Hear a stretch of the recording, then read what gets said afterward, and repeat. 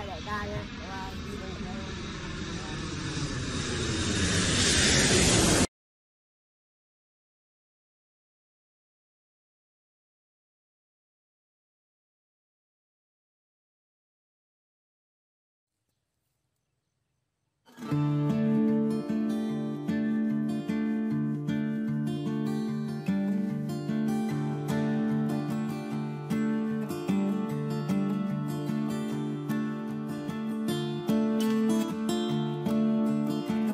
Đói quá.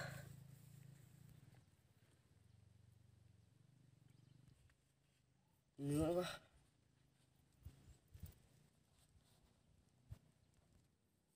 Hôi quá.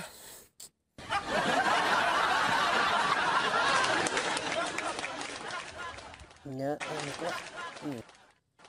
Nhớ em quá. Thằng này cứ lên.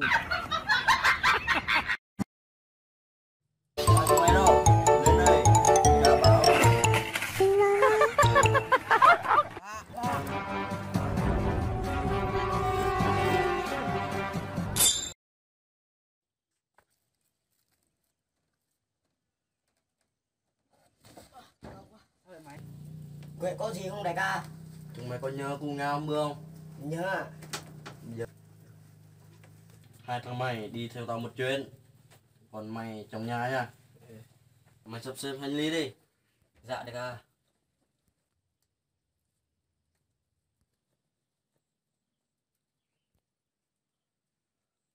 Mày lấy tiền trong hộp một tí đó ra đây cho tao. Dạ thưa đại ca. Dạ đại ca. Tao biểu là mày lấy một tí thôi. Dạ đây đại ca. Thu xếp hành lý đi thôi. Dạ. Mày nhớ bảo vệ con chân tí đó nha. Nếu tao về không thấy. Dạ đại ca. Thôi hai mày theo tao.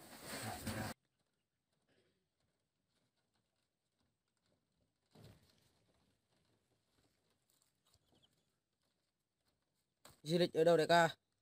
Bắc Cực. Bye bye đại ca. Bye bye đại ca nha. Bye bye. Đi mình thuê nha. Bye.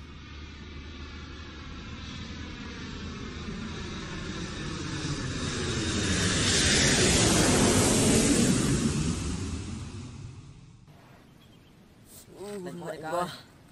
Đừng có đại ca. Sắp mẹ chim rồi. Lạnh quá. Mày có lạnh không? Lạnh quá.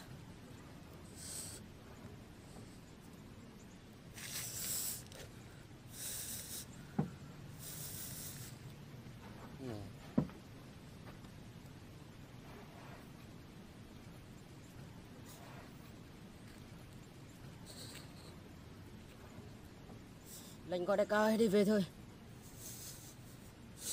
Về thôi.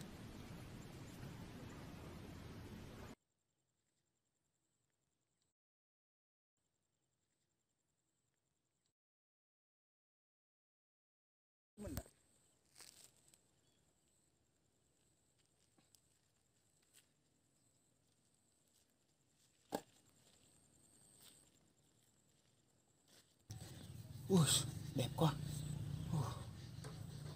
Hình xăm của tôi đẹp quá.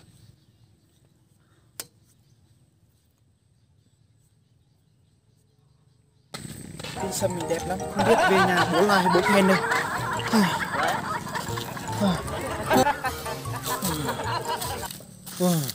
Buồn quá. Vợ thì không có.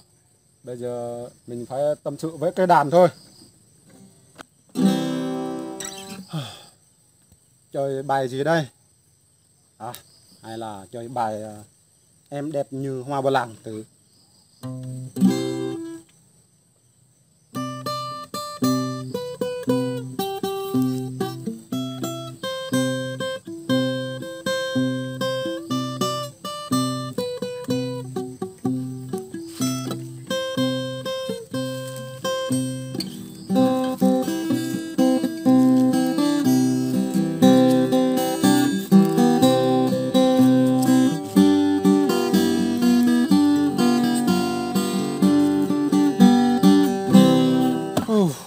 Tài nghề cũng giỏi chứ bố. Tiếng đàn vào trong lòng.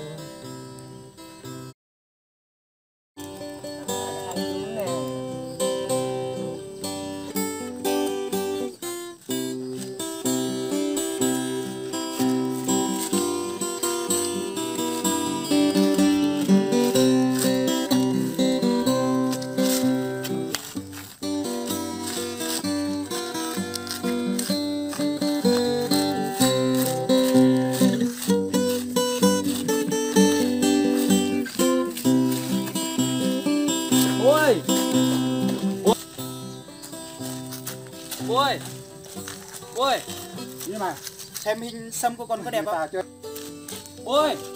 Ôi. nhưng mà Xem hình xăm của con có đẹp không? mày xem mày xăm lúc nào thế? Hồi nãy con đi xăm bên kia.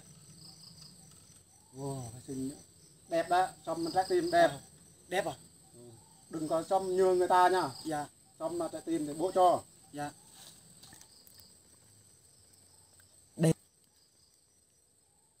Đây người ta gọi là cái gì? Đây người ta gọi là hình xăm. Nhưng mà cái này là cái gì đâu? Mày xăm đây bao nhiêu tiền đây? Thôi không có tiền nhưng mày không nổi đâu. Cái này mắc tiền lắm. Đại ca tao không thiếu tiền đâu. Đại ca tao không thiếu tiền đâu. Mày hãy đợi đó nhớ con. Này, mày nhìn kỹ thế, mày chưa thấy hình xăm bao giờ? Ừ. Đây bố con ông đợi đỡ nhá. Tao vì báo đại ca tao nha nhóc. Tao sẽ vì xăm đẹp hơn hình xăm mày. Tao sẽ chờ mày. Hai đứa mày có biết thằng Trương đi đâu? Dạ em không biết ạ. Em không biết đâu. Dạ. Đây đại ca em. Đại ca ơi, hình xăm của thằng Vương đẹp lắm. Hình nói như thế nào mày? Nó nói là kiểu trái tim. Đại ca em biết cách. Mày biết cái gì? Mày ra nhanh. Để đại ca chờ lâu. Đại ca ơi. Rồi mày làm cho mọi người một cái đây mày. Vâng, thưa đại ca. Ồ, cách của mày hay đó. Tất nhiên tao phải hay rồi. Được đấy mày. Tao làm cho đại ca trước nhá. Ok, ok.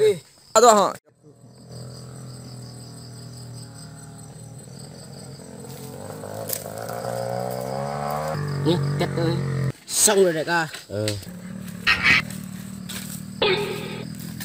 Ôi đẹp quá.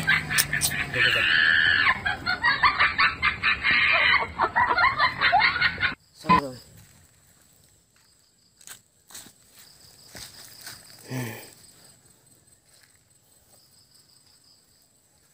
Chú chà đẹp quá.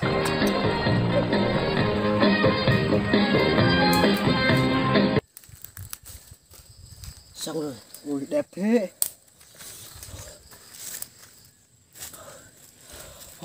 Đẹp thế mày. Tao tự xăm một mình tao thôi. Xăm đi. Thôi, xong rồi. Đẹp thế mà.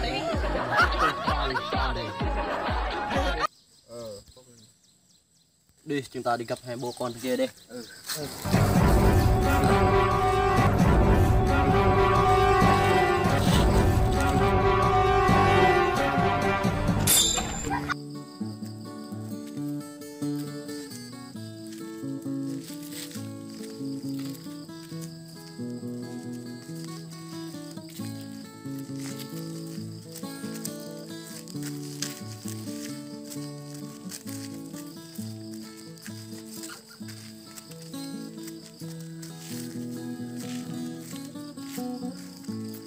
Thằng Vương đâu? Cái gì tao? Hình xăm với mày. So sánh lắm cái gì? Đại ca tao muốn vậy.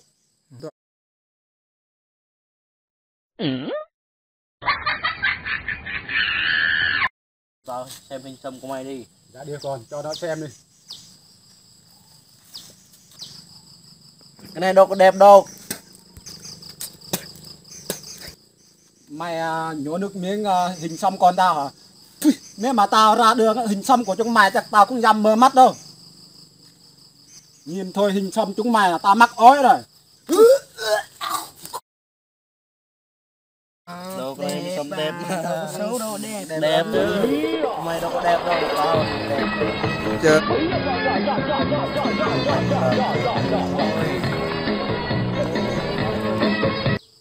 Khi đàn ông xem cái này là tất nhiên là phải thích. Khi đàn ông xem hình xăm này là phải bóp. Nhiều đàn bà xem hình xăm của tao tất nhiên nó phải lên cân. Mà hiểu chưa? Còn hình xăm thằng đây đàn ông thế là thích sợ luôn. Là cái này nè. Giải tan. Mày hay dừng chân.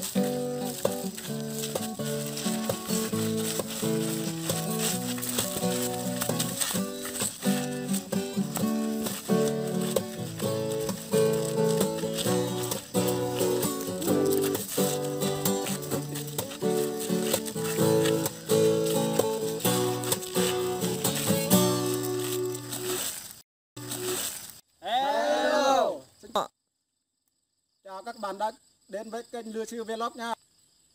Nếu thấy hay hãy cho một like và đăng ký kênh miễn phí để Lừa có động lực làm video tiếp theo nha. Còn bây giờ xin chào và hẹn gặp lại. Yo. Yeah.